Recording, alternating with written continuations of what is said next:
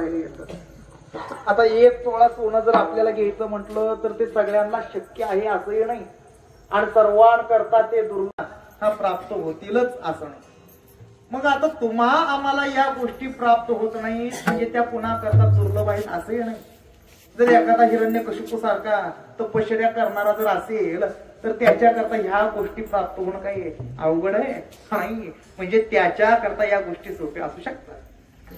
आता हे झालं सगळं परमार्थिक गोष्टीतलं बोलणं. पण आणखीन बाकीच्या काही गोष्टींचा विचार करायचा झाला तर अशा काही गोष्टी असतात की त्या गोष्टी सर्व, आणि याच्यानंतर सांगितली ती म्हणजे भगवंताची प्राप्ती. या तीन गोष्टी दुर्लभ मानल्या जातात, पण याच्यापेक्षा दुर्लभ गोष्ट जर कुठली असेल म्हणाल तर ते भक्ती प्रेम सुख हे फार दुर्लभ आहे. आता हे भक्ती प्रेम सुख दुर्लभ किती आहे हे सांगताना महाराज म्हणतात की हे भक्ती प्रेम सुख एवढं दुर्लभ आहे की ते पंडितांना सुद्धा प्राप्त होत नाही. आता पंडिताला भक्ती सुख प्राप्त होत नाही असं महाराज म्हणतात, तेव्हा याकडं पाहण्याची आमची दृष्टी म्हणजे कशी आहे? पंडिताला भक्ती सुख प्राप्त होत नाही म्हणजे पंडित नावाच्या लोकांना ते प्राप्त होत नसावं, अथवा पंडित आडनावाच्या व्यक्तीला ते प्राप्त होत नसावं. कारण काही वेळेला एखाद्याचं नाव पंडित असतं अथवा एखाद्याचं आडनाव पंडित असतं, म्हणजे अशा नावाच्या लोकांना तुकोबाराय भक्ती प्रेम सुख दुर्लभ असं म्हटले असावेत. पण असं मात्र नाही. पंडित ही एक उपाधी आहे. उदाहरणार्थ एखाद्यानं कायद्याचं ज्ञान घेतलं तर त्याला आम्ही वकील म्हणतो. वैद्यकीचं ज्ञान घेणाऱ्याला डॉक्टर म्हटलं जातं. प्रावीण्य मिळवलेलं असतं त्यांना पंडित म्हटलं जातं. मग असे हे जे काही पंडित असतात, मग या पंडितांना या वेदशास्त्र पुराणामधलं असं काय काय येत असतं? या वेदशास्त्र पुराणामध्ये असं नेमकं काय असतं हे जर पाहायचं झालं तर भली मोठी यादी आहे. काय? त्यांची योग्यता पाहता जाण गायत्री तुल्य वेद पठण सकळ शास्त्रे जाणे पूर्ण श्रुती पुराण इतिहास संहिता पद क्रम स्वरयुक्त अरण काव्य नाटकी अतिशुद्ध वेद उपवेद तो जाणी व्याकरणी अति नेटक सांख्य पातांजळ जाणे तर्क शास्त्र जाणे वैशेषिक कर्ममीमांसक यज्ञांत विवर्ण वाचस्पती वेदांत शास्त्र जाणे वार्तिकांत तिन्ही प्रस्थाने मूर्तिमंत पुढातिष्ठत योग्यत्वे शिल्पशास्त्री अति निपुण सोपशास्त्रा माझी प्रवीण रत्न परीक्षा लक्षण जाणे आपण वाजिवा आगमी नेटका मंत्रतंत्री शैवी वैष्णवी दीक्षेची परी सौर शास्त्र अभिचारी नाना मंत्री प्रवीण कोक शास्त्राची अधिष्ठात्री अतिप्रवीण संगीत शास्त्री प्रबंध करू जाणे कुसरी राजमंत्री राजसू निघंटू वसे प्रज्ञे पुढा चमत्कारो जाणे गारुडा पंचाक्षरी अतिगाडा वैद्य धडपुडा रसज्ञ रसौषधी साधा वितीणे भूत भविष्य ज्योतिष जाणे आमोर कोश अभिधाने 18 पुराणे मुखोद्गत. पहा, नाथ महाराज असं म्हणतात की पंडितांची योग्यता अशी असते की त्यांचं वेद पठण पवित्र असतं. सगळी शास्त्रे इतिहास हा त्यांना तोंडपाठ असतात. हा संहिता पद क्रम स्वर अरण ब्राह्मण सूत्र निरुक्त जटा माला ध्वज रथ ही वेदांची अंगे त्यांना तोंडपाठ असतात. एवढंच नाही तर आयुर्वेद धनुर्वेद गांधर्व वेद काव्य नाटक हे सगळं त्याला येत असतं. तो सांख्य व्याकरण योग न्याय वैशेषिक मीमांसा इत्यादी मध्ये मोठा पारंगत असतो. वेदांचं विवरण करण्यामध्ये तर तो केवळ बृहस्पतीच म्हणतात. वार्तिकांपर्यंत सर्व शास्त्रे हा इतिहास प्रस्थानत्रायी त्याच्या पुढे मूर्तिमंत उपस्थित असते म्हणतात. आणखीन काय? शिल्पशास्त्रात स्वयंपाक कलेत रत्न परीक्षेत अश्वविद्येमध्ये तो चतुर आहे. आगमोक्त मंत्र तंत्रामध्ये तो तज्ञ आहे. शैव दीक्षा व वैष्णव दीक्षा जाणतो. जारण मारण उच्चाटन इत्यादी विद्यांमध्ये तो तयार आहे. आणखीन शृंगार शास्त्र त्याला चांगलं जमतं म्हणतात.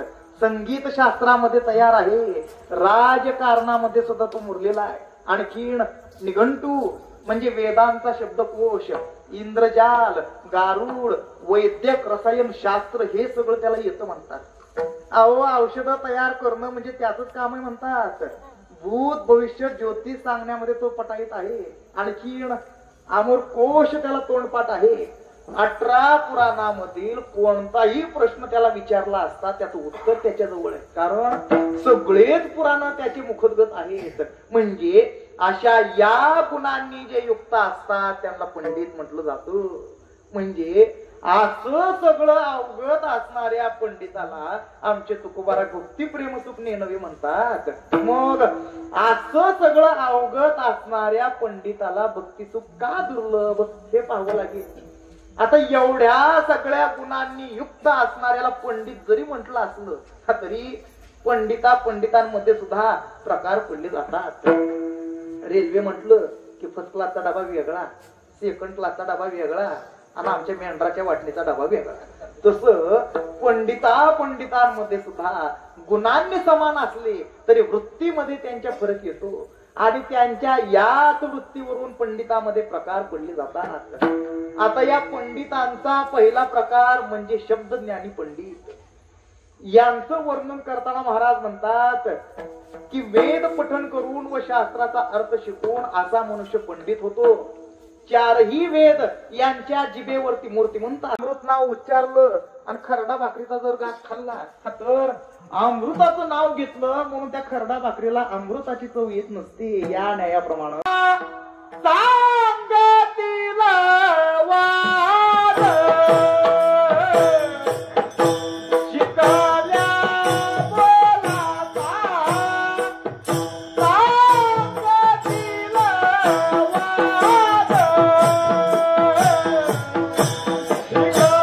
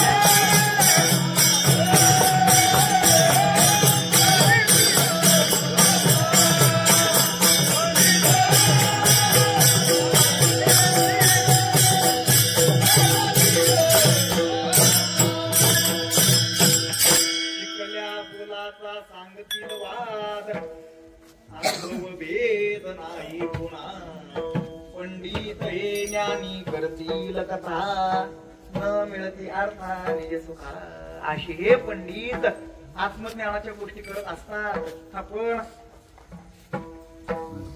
ब्रह्मज्ञानाच्या गोष्टी करत असतात पण आत्मज्ञानाविषयी तो आंधळाच असतो ज्याप्रमाणे त्या मोराच्या सगळ्या अंगभर डोळे असतात मोर बघितला मोराला सर्व अंगभर त्या मोराला डोळे असतात पण मुख्य दृष्टीचं जर त्याला जर नेत्र जर नसेल तर तो असा आंधळा असतो त्याप्रमाणे हे आंधळे असतात अथवा तो उसाचा घाणा उसाच्या चोयट्या चगळत असतो उसाचा घाणा त्या उसाच्या चोयट्या चगळत असतो पण तुमच्या आमच्या सारखा रसज्ञ रस पिऊन मोकळा होत असतो त्याप्रमाणे हा ज्ञान सांगू लागला की सात्विक भक्त त्यातील तत्व ग्रहण करतात पण हे मात्र कोरडे शब्द उच्चारत तोंड हलवत बसतो जे वितळ हातीचा आवळा ते ब्रह्मज्ञान बोले प्रांजळा अपरोक्ष साक्षात्कारी आंधळा नेणे जिवाळा तेथीचा मोरा अंगी अति डोळसे अंगभरी भरली पिसे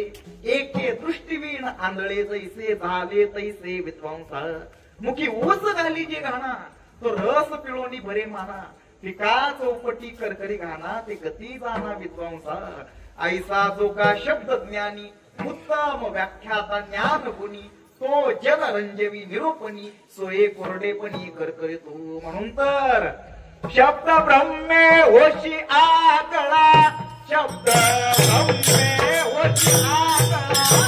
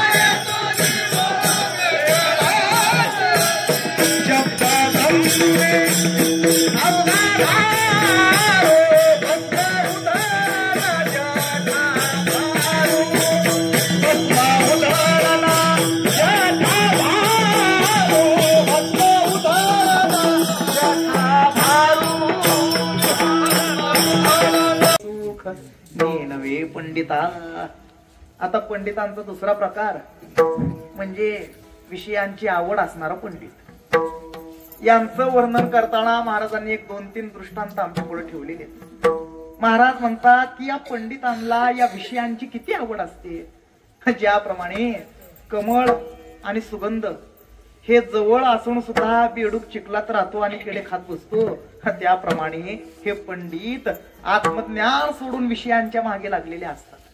किंवा जसची माशी चंदनाचा चांगला सुगंध सोडून दुर्गंधीकडे अगोदर प्रेमाने धावत असते, त्याप्रमाणे हे पंडित लौकिक विषयांच्या मागे लागलेले असतात. किंवा त्या गाईच्या सडावर बसलेलं कोचिड दूध न पिता रक्तस्प्राशन करत असतो, त्याप्रमाणे हे पंडित बाह्य विषयांना चिकटलेले असतात. त्या गोचिडाच्या मुखामध्ये दुधाचा थेंब जरी गेला तरी तो रक्ता वाचून काही घेत नसतो. याप्रमाणे हे पंडित ज्ञान विकून विषय विकत घेत असतात. का कमलकंदा आणि दरदुरी नांदणूक एकेची घरी परी परागू से विजय भ्रमरी एरा चिकलुची उरी आसोनी कमळ आमोदापाशी दरदूर सेवेती करदर मासी तेवी सांडोनी निजात्म ज्ञानासी पंडित विषयांसी लोलूप जे तो क्षीर स्त्रवती सड तेथेची लागोनी गोचीड अशुद्ध सेविता ती मूड तेवी विद्वांस दृढ विषयांती गोचिडाचे मुखी क्षीर रिगे तो अशुद्धा वाचून ते नेगे तेवी ज्ञान विकोणी अंगे विद्वांस मागे विषयांती सांडोनी सुगंध चंदनासी आवडी दुर्गंधा धावे माशी देवी सांडोनी निजात्म ज्ञानासी पंडित विषयांसी लोलूप. मग अशा या विषयांची आवड धरल्यामुळे त्याचा परिणाम या पंडितांना भोगावा सुद्धा लागतो. विषयांची भर पडावी म्हणून असा विद्वान पंडित शास्त्राच्या कात्याकूट करतो, पण त्या भाकड गाईला पोसल्याप्रमाणे त्याचं श्रम व्यर्थ जातं. भाकड गाय फळत तर नाहीच, पण दावत सोडल्याबरोबर सैरा वैरा दावत सोडते, त्या राजाच्या मळ्यात जाते आणि आपल्याच मालकाला त्रासात टाकते. त्याप्रमाणे या पंडिताची अवस्था. वाणीला शीन देऊन त्याने व्युत्पत्तीचे पोषण केले, पण ती ओढाळ गाई सारखी विषयांच्या मागे लागली आणि जास्ती त्याला आवरेनाशी झाली. अथवा एखाद्या कम नशिबी माणसाच्या हातात जर सोनं जर का पडलं तर त्याची जशी माती होत असते, त्याप्रमाणे या पंडितांचे ज्ञान विषयासक्तीमुळे नाश पावते. करावया विषय भरण केले शास्त्र व्युत्पत्ती व्याख्यान ते व्रथा कष्ट केले जाण जेवी वंध्याधीनु पोशिली जे कधी ओळे ना फळे सुटली तरी सैरा पळे नित्य ओढाळी राजमळे ते दुःख आदळे स्वामीसी तैसी गती पंडित म्हणण्यासी व्युत्पत्ती पोशिले वाचेसी ते ओढाळ झाली विषयांसी ज्यासी त्यासी नावरे जेवी का निर्दय वाहती कनक पडले ते होय माती तेवी पंडित म्हणण्याची व्युत्पत्ती विषयासक्ती नाशिली. असे हे विषयांची आवड असणारे पंडित म्हणून भक्ती प्रेम सुख नेनवे पंडिता. आता पंडितांचा तिसरा प्रकार म्हणजे ज्ञान विक्री करणारा पंडित. यांचं वर्णन करताना महाराज म्हणतात की अद्वैत मत सिद्ध करून ते ज्ञान विकण्यासाठी परदेशामध्ये जातात आणि परदेशात जाऊन तेथील आत्मज्ञानी माणसांची चेष्टा करत बसतात व स्वतःचा सन्मान कसा होईल यासाठी खटपट करत असतात. हे ब्रह्माचे निरूपण उत्तम प्रकारे करून तेथील सात्विक सज्जनांचे मन परमार्थाकडे लावतात खरे, पण स्वतः मात्र द्रव्याची इच्छा करत असतो. म्हणून अशा प्रकारे त्यांचं ज्ञान विपरीत असतं म्हणतात. कारण जो बोलतोय एक आणि करतोय दुसरंच, तिथं कसलं आलं ब्रह्मज्ञान. मनामध्ये पैसा आणि सन्मान यांवर आसक्ती ठेवून जर बाहेर ब्रह्मज्ञानाच्या गोष्टी केल्या तर त्याला ब्रह्मज्ञान कसं प्राप्त होईल. अहो एका शब्दाची 10 प्रकारे फोड केली काय, अथवा एका श्लोकाचा 10 प्रकारांनी अर्थ जरी सांगितला तरी मनात जर मान पानाची जर अभिलाषा असेल तर त्याला ब्रह्मज्ञान कसं प्राप्त होणार आहे. मनामध्ये पैसा आणि सन्मान यावर आसक्ती ठेवून बाहेर जर ब्रह्मज्ञानाच्या गोष्टी जर सांगत बसला तर त्याला कल्पांतही आत्मसाक्षात्कार होत नसतो. करोनी अद्वैत उत्पत्ती ते ज्ञान विकू देशांतरा जाती मूर्ख ज्ञात्या ते उपहासती तरी वांछिती सन्मानो सांगता ब्रह्मनिरूपण सात्विकाचे परमार्थी मन व्याख्याता तो वांची धन विपरीत ज्ञान विध्वंसा सांगे आन करी आन ते कैचे ब्रह्मज्ञान. जेत वसे धनमान तेत आत्मज्ञान असेना. नाना पदव्युत्पत्ती विंधान एके श्लोकी दशदा व्याख्यान. पोटी असता मानाभिमान ब्रह्मज्ञान त्या कैचे. दृढ धनमान धरोनी पोटी सांगता ब्रह्मज्ञान गोटी. त्यास आत्मसाक्षात्कार भेटी नवे कल्प कोटी गेलिया. म्हणून तर वेदशास्त्र संपन्न झाला त्यावरी पोट भरू लागला. परी तो उदमी थोर झाला परी थित्या मुकला मुद्दलासी. रत्न देऊनी कोंडा घेतला का अमृत देऊनी कांजी प्याला. तैसा परिपाकू पंडितांचा झाला थित्या नागवला निज ज्ञान. शब्द ज्ञान जोडिले कष्टे तेनेची साधने परब्रह्म भेटे. इटे साठी परीस पालटे मूर्ख ओकटे मानती. पोट भरावयाची या युक्ती आपुली मिरवावया व्युत्पत्ती. पत्रावलंबने करती द्वारापती सदनाच्या. करोनी व्युत्पत्ती शब्द ब्रह्म जरी न साधीची परब्रह्म. परित्या फळाचे श्रम ही फळ जेवी रत्ने उत्तम घाना घाली. तेथ तेल न पेंडी झाली रत्नांची राखोडी. तैसे विद्वांसे झाले वेडी श्रमे श्रम कोडी भोगिती. महाराज म्हणतात की वेदशास्त्र संपन्न मनुष्य त्या ज्ञानावर जर पोट भरू लागला तर धनाढ्य होतो. पण त्याचं ज्ञान मात्र व्यर्थ ठरलं जातं. आणि कशाप्रमाणे ज्याप्रमाणे जसं रत्न घेऊन कोंडा विकत घ्यावा अथवा अमृत देऊन मद्य विकत घ्यावं त्याप्रमाणे या पंडिताचं ज्ञान व्यर्थ ठरलं जातं. महाराज म्हणतात हे पंडित आपलं ज्ञानाच्या जोरावरती मोठं होतात आणि काय करतात तर मानपत्र घेऊन धनिकांची उंबरटी शिजवत बसतात आणि स्वतःचा सन्मान कसा होईल यासाठी खटपट करत बसतात.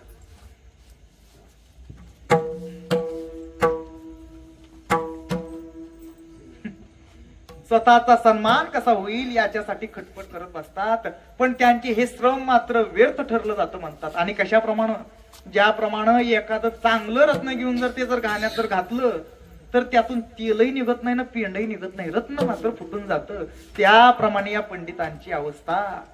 कष्ट करून श्रमाच्या राशीच्या राशी भोगतात पण आत्मज्ञान स्वरूप काही निष्पन्न होत नाहीत. असे हे ज्ञान विक्री करणारे पंडित म्हणून भक्ती प्रेम सुख नेनवे पंडिता. आता पंडितांचा चौथा प्रकार म्हणजे अहंकारी पंडित. यांचं वर्णन करताना महाराज म्हणतात की यांच्या अंगी अस्खलित वक्तृत्व व समय सूचकता असते. त्यामुळे त्यांचा देहाभिमान वाढतो गर्विष्ठ होतात. अहो त्यांना त्यांच्या मताचा अभिमान एवढा होतो की ते आपल्या योग्यतेचा अधिकार मताचा अधिकार प्राणांतही सोडायला तयार होत नाही. पण त्यांना अद्वैतातील समाधी सुख मात्र कळत नाही. आम्ही पंडित मोठा ज्ञानी या अहंकारानेच तो नागोला जातो म्हणतात. ज्याप्रमाणे नेहमी पित्यासोबत राहणाऱ्या अंध मुलाला आपला बाप कसा दिसतो हे जाणता येत नाही याप्रमाणे या पंडिताची स्थिती. हे आत्म्याची अखंड वर्णन करत असतात पण आत्मस्वरूप मात्र जाणत नाहीत. अति निस्सीम वक्ते पण समयीचे समयी पुरे स्फुरण. तेने वाढिला देहाभिमान पंडित मन्य अति गर्वी. पाहता विद्वांसाचे व्याख्यान शास्त्र व्युत्पत्ती अतिसज्ञान. ज्ञातेपणे गर्वाभिमान जडला तो जान सोडिना. मी पंडितू अति ज्ञाता आयुष्य नागवले अहंता. जेवी आंधळे नोळखे पिता नित्य असता एकत्र. तैसी गती विद्वांसासी नित्य आसती आत्मसमरसी. तेची वाखानिती अहर्निर्षी परित्या स्वरूपासी नेनती. जव जव शास्त्राची व्युत्पत्ती तव तव अभिमानाची वस्ती. तेनेची गर्वाची होय स्मृती. सीतासती तेथे नाही नेने अद्वैत समाधान. तरी योग्यता गर्व गहन निज मताचा मताभिमान प्राणांते जाण सोडिना. म्हणून यांच्या ज्ञानाबद्दल सांगताना महाराज म्हणतात वेदशास्त्र जाणीता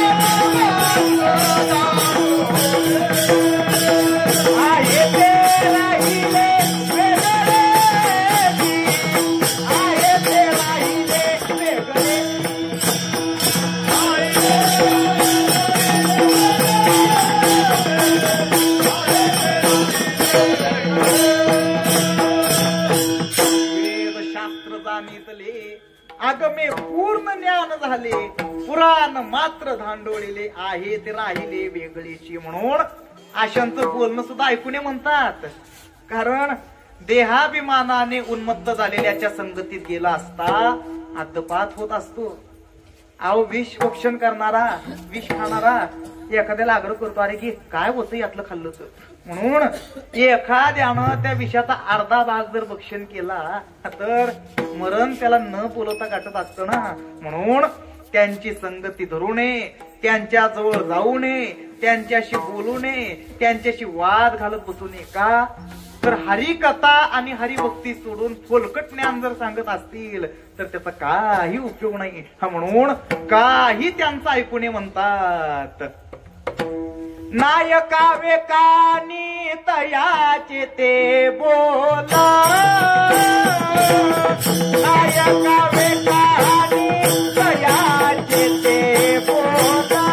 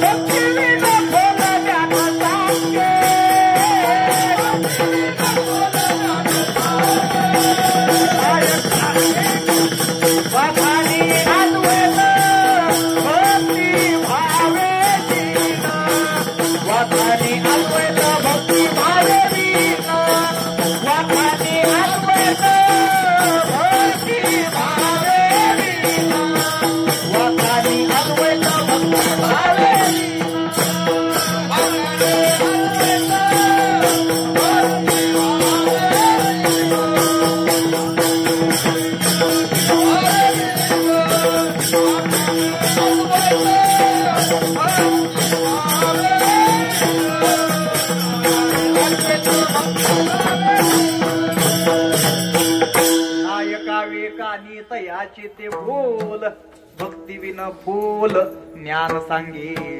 वाखानी अद्वैत भक्ती भावे बीन, दुःख पावेशीन श्रोता वक्ता. कदाचित हे प्रमाण ऐकून तुम्ही माझ्यावरती ऑब्जेक्शन घेतल्याशिवाय राहणार नाही.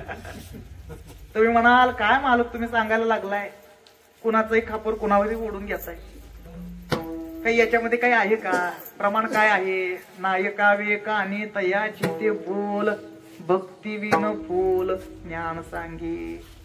मग याच्यामध्ये काय पंडिताचं नाव आलंय का?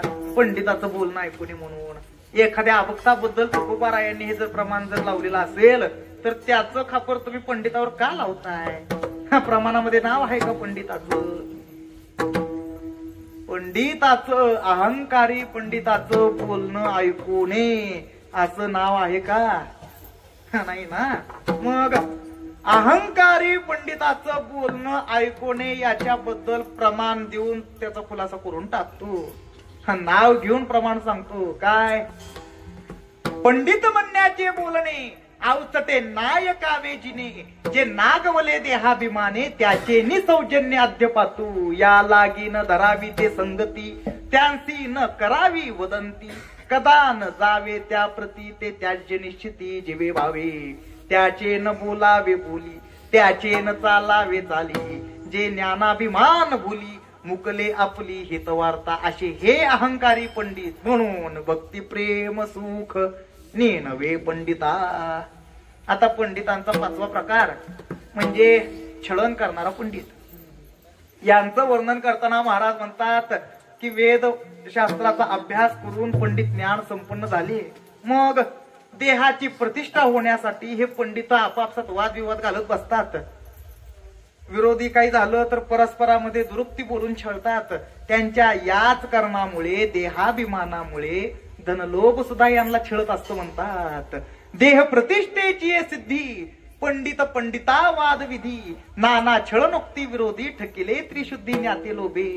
वेद शास्त्र करोनी पठण पंडित झाले अतिसज्ञान, तेही धनलोभे छळिले जाण, ज्ञानाभिमान प्रतिष्ठे, असे हे छळन करणारे पंडित. म्हणून भक्ती प्रेम सुख नेनवे पंडिता.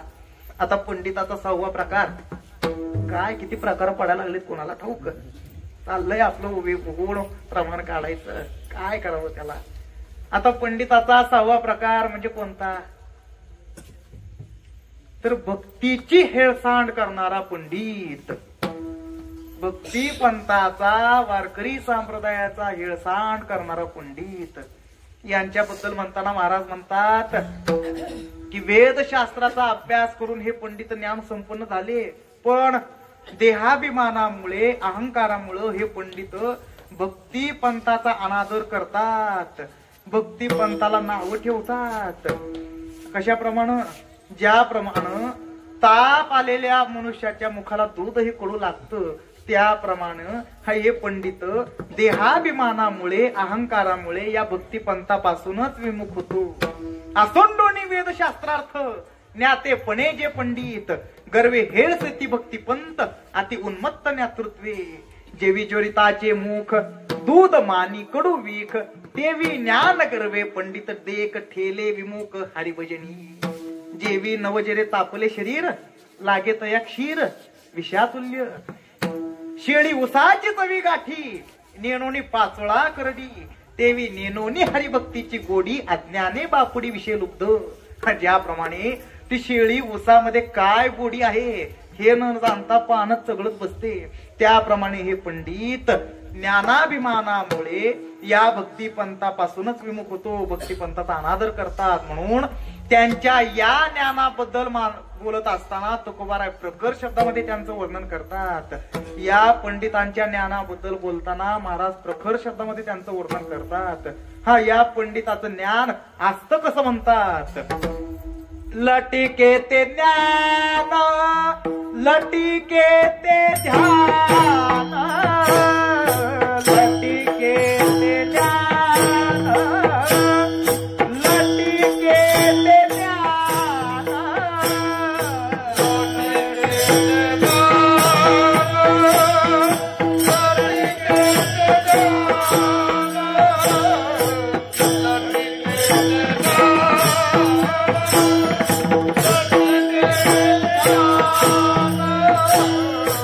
लटिके ते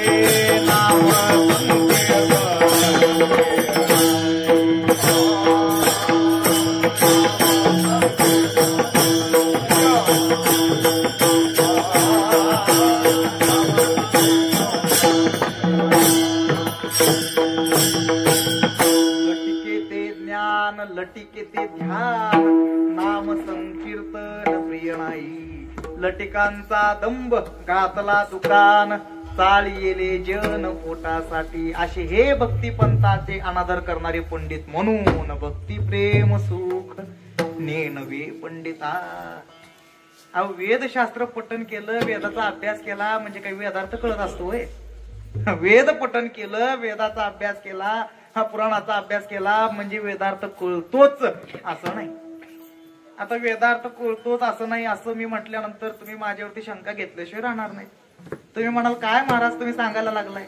अहो वेदाचा अभ्यास करून वेदशास्त्र शिकून वेदार्थ कळत नाही असं तुम्ही म्हणताय. काय तुमच्या बोलण्यावरती आम्ही विश्वास ठेवावा. अहो साधं वहीचं एक पान आम्ही जर वाचलं तर आमच्या लक्षात राहतं. मग वेदाचा अभ्यास करून जर वेदार्थ कळत नाही असं तुम्ही म्हणता म्हणल्यानंतर मग वेदार्थ कळतो कुणाला प्रश्न या ठिकाणी निर्माण होतो. वेदशास्त्र पुराणाचा अभ्यास करून वेदार्थ जर कळत नसेल तर वेदार्थ कळतो कुणाला. काय याला प्रमाण द्यावं. वेदशास्त्रार्थे अतिसंपन्न जरी झाले अतिसज्ञान परी माझ्या अनुग्रहेवीन माझा वेदार्थ जाण कळेना. हा प्रमाण आहे. अक्षर आहेत महात्म्यांची. हा भगवंताच्या मुखातलं उद्गार आहे. काय वेदशास्त्रार्थे अतिसंपन्न जरी झाले अतिसज्ञान परी माझ्या अनुग्रहेवीन माझा वेदार्थ जाण कळेना.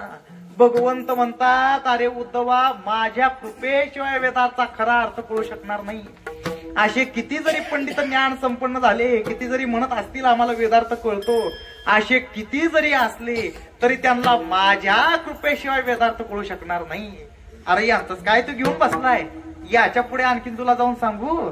ऐक बाबा ब्रह्मा चौमुखी वेद पठे त्यासीही वेदार्थाचे चोखडे वर्मनातुडेची धडपुडे मा इतर बापुडे ते किती. भगवंताच्या कृपेशिवाय वेदार्थ कळूच शकत नाही म्हणून तर महाराजांनी शेरा मारला. पंडित म्हणतात थोर सुख परी तो पाहता अवघा मूर्ख का वेदी सांगितले ते न करी समब्रह्मने दुराचारी. म्हणजे थोडक्यात पंडित नेमकं म्हणायचं कुणाला असतं याचं उत्तर सापडली की हो. काय समब्रह्म गीतेमध्ये भगवंताने सांगितलंय ना. काय विद्या विनय संपन्ने ब्राह्मणे गविहस्तिनी शुनिचैव शपाकेच पंडिता समदर्शन. याला पंडित म्हणावं. म्हणजे आतापर्यंत ज्यांचं आपण काय वर्णन करत बसलो ते काय खोटी पंडित होय ना. तर असं नाही. तर आतापर्यंत ज्यांचं आपण वर्णन करत होतो तर ते जगाच्या दृष्टीनं पंडित कुणाला म्हणावं. पंडित कसे असतात पंडितांना काय काय येतं ते. पण भगवंताला जसा पंडित अभिप्रेत हवा आहे त्या पंडिताचं वर्णन भगवंताने स्वतःच केलं आणि जाहीर करून टाकलं की यालाच खरा पंडित म्हणावं. असो भगवंत म्हणतात की जो बंध आणि मोक्ष अनुभवाने जाणतो केवळ अंदाजानं बोलत नाही तोच खरा पंडित होय. पण हे ज्ञान नसताना जे कोणी वेदशास्त्र संपन्न पंडित आहे असं म्हणतात तर ते खरे पंडित नव्हेच. मग कोण ज्याला बंध मोक्षाचं यथार्थ ज्ञान आहे आणि ज्याला शांती आणि समाधान प्राप्त झालेला आहे तोच खरा पंडित होय. हा बंध हा मोक्ष चोख जाणणे आलोलिक कदा नवे अनुमानिक पंडित देख या नाव आयशी न जोडता अवस्था आम्ही सज्ञान वेदशास्त्रता आयशी अभिमानी पंडितता ते नये सर्वथा उपयोगा. मग कोण ज्याची शांती आणि समाधान साचार बंद मोक्षाचे ज्ञान तो महापंडित जाण ऐसे श्रीकृष्ण बोलिला याला पंडित म्हणावं. तुकोबारायांना विचारलं तर महाराजांचं सुद्धा उत्तर हेच आहे. पंडित एक तोची भाला नित्य भजे विठ्ठला नित्य भजे विठ्ठला नित्य भजे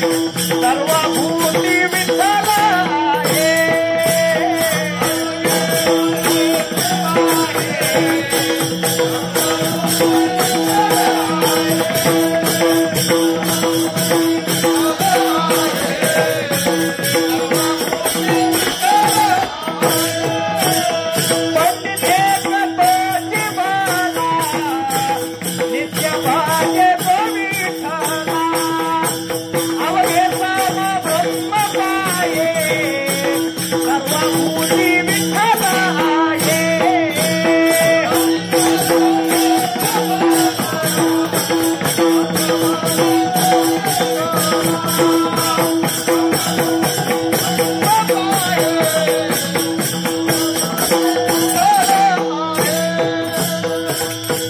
याला पंडित म्हणावं. मग आता आशे जरी पंडित असले, आशे म्हणजे भगवंताला अभिप्रेत असणारे असू द्या, नाहीतर मग अशी आपण जे आमचं वर्णन केलं तशी पंडित असू द्या, आशे जरी पंडित असले, काय भगवंताला अभिप्रेत असणारे आशे जरी पंडित जरी असले, तरी मी एक मारून ठेवलेली आहे. काय? तुका म्हणे कृपा करील नारायण, तरीच हे वर्म पडे ठावे कोणतं, भक्ती प्रेम सुख नेनवे आणि का, पंडित वाचका ज्ञानियांसी आत्मनिष्ठ जरी झाले जीवन मुक्त, तरी भक्ती सुख दुर्लभ त्या. मना संतोष. भक्ती प्रेम सुख नेनवे आणि का, भक्ती प्रेम सुख नेनवे आणि, भक्ती प्रेम सुख नेनवे आणि का, भक्ती प्रेम सुख नेनवे आणि का, भक्ती प्रेम सुख नेनवे आणि,